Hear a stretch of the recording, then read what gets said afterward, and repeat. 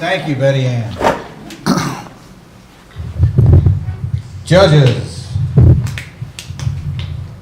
This is number 4. We have a few to go. Everybody on page with that? All right. 5. Is that 5? Oh, I'm sorry, 5. Yeah. All right, so here we go. The next storyteller of the evening will be, and I have it right here in my hand, ladies and gentlemen. So let's all give a big round of applause for Israel. Give it up for Israel. Welcome. All right, so my father and I have had a tumultuous relationship. We've never really seen eye to eye, which is somewhat ironic in that we're more or less two peas in a pod. Just to give you a brief illustration, my father lost his job as a history teacher at Washington College Academy 16 years before I was expelled from there as a student. We've never really followed easy paths in life. My father went on to reopen my grandfather's cabinet shop in Jonesboro, and he grew it into a flooring manufacturer. And during that time, my father and I worked side by side, and I would follow him into the lumber yard as he was driving the forklift, taking packs of lumber to and from the dry kiln, or I'd tail the variety of machines required to produce hardwood flooring or custom moldings.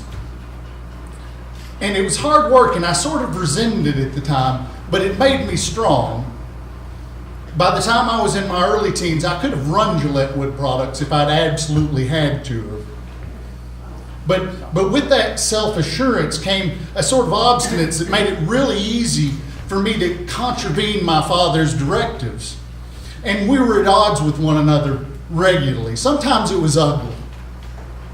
By the time I'd reached my mid to late teens, my father had left the family business and moved off to Romania to start a farm. And, people around me thought that was crazy, and they were always asking, Israel, what's your dad doing? It's a successful business. It's growing. Why is he in Romania? And I would offer the simple answer to the convoluted question, he's growing potatoes for Jesus. But deep down, I always felt and I always knew that the reason my father was in Romania was because of me. Now, by the time I made it to my late teens, my early 20s, my father wasn't around much. He was in Romania more than he was in Tennessee. But my struggle with authority continued on. And I was abysmal failure as a student. And I was accumulating a criminal record. Nothing too serious. Disorderly conduct, resisting arrest, things of that nature. But it made interpersonal relationships difficult to maintain. And I was becoming a loner. But even Han Solo had Chewbacca. And as I was being expelled from ETSU, and I'd given my walking papers from my girlfriend at the time, I went to her house in the summer of my 23rd year to collect my things. And when I got there, there were 2 border collies, puppies frolicking in her grass. And I took an interest in them and went and played with them. And though they were both great dogs, one in particular was bright and cheerful and wild. And I scooped her up in my arms and I named her on the spot. And I went into the house and I informed Danica, I was like, this dog's Daisy and she's going with me. And Daisy was with me in perpetuity. She was always with me. She followed me everywhere. And eventually, Daisy even saw me graduate from the University of Tennessee, Chattanooga, and start my own business, which required lots of travel, both domestically and internationally. Daisy went with me to 49 states and 34 countries on 4 continents.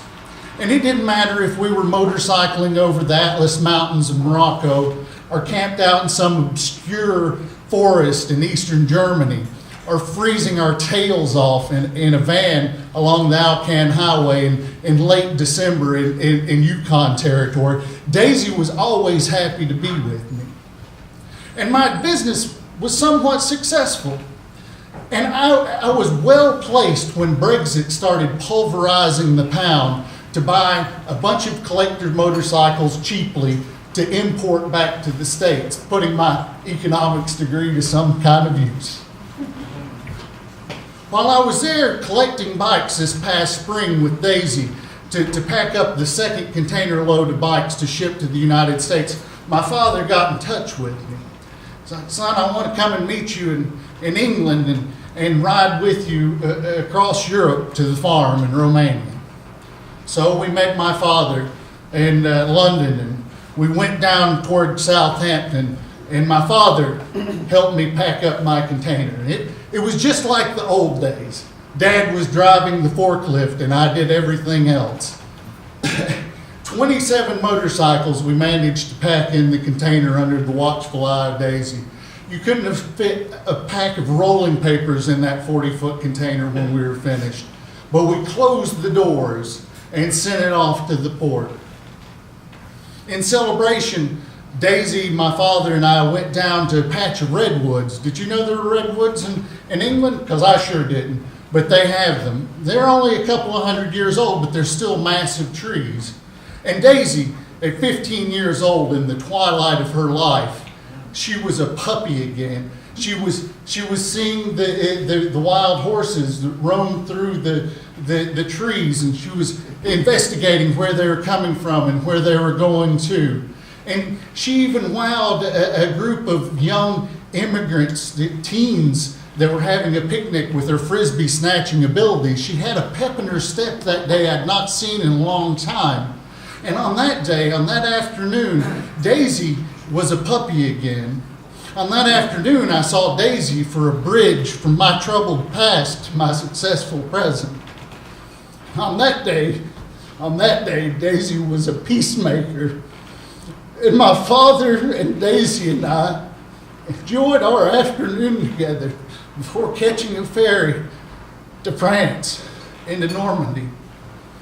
And we went through Normandy, through Point de Hoc and Omaha Beach. And we went on to Belgium, where my father's uncle had died or was buried from World War II at a U.S. American cemetery called Henry Chappelle.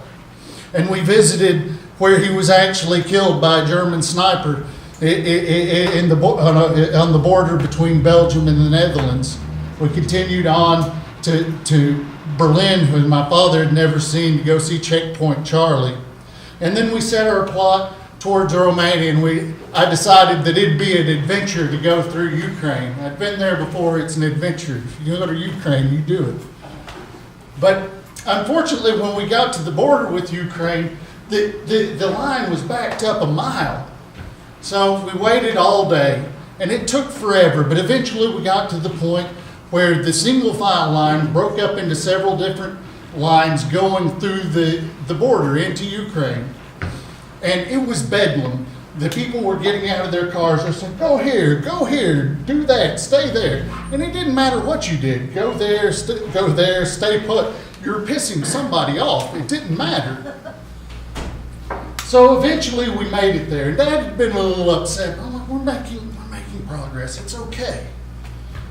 But we get there and they want a 6,000 euro bribe, more or less. Or they say, we take 6,000 euros, but when you get to Romanian border, we'll give it back to you. I'm like, oh, yeah, sure you will. Yeah, that sounds like a great investment. So they take me into a side room and they say, well, they're bringing in big bags with bottles in it, clinking around their bribes and expecting me to offer a bribe. I don't take the bribe. I don't offer a bribe. And they give me paperwork to turn me around. We have to leave Ukraine. So we turn around to go back into Poland, and I was really, really ill. So on our way back into Poland, we're in a three lanes which was reduced to 1 to get to the Polish border crossing. And an official-looking guy comes out, and it's like one person from that line, one person from this line, one person from that line. And eventually we get up to the front, but the official-looking guy with the AK-47, he disappears. So we're sitting there at the front. The single file line going into Poland is backed up. And it doesn't take people very long to get out of their vans and come up, or their vehicles and come up, you know, go here, go there. I don't understand Russian. But I know they're trying to get me to go somewhere. Where am I going to go? There's nowhere to go. And I lose my mind. And I just start shouting explicative after explicative in their direction.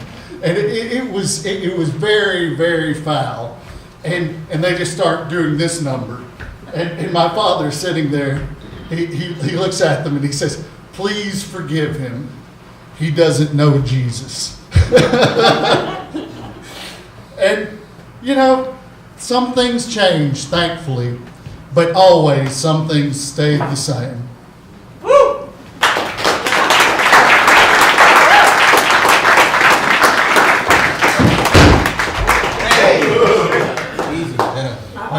I know his problem. He had a coach that called him a sieve head, because I know that school well.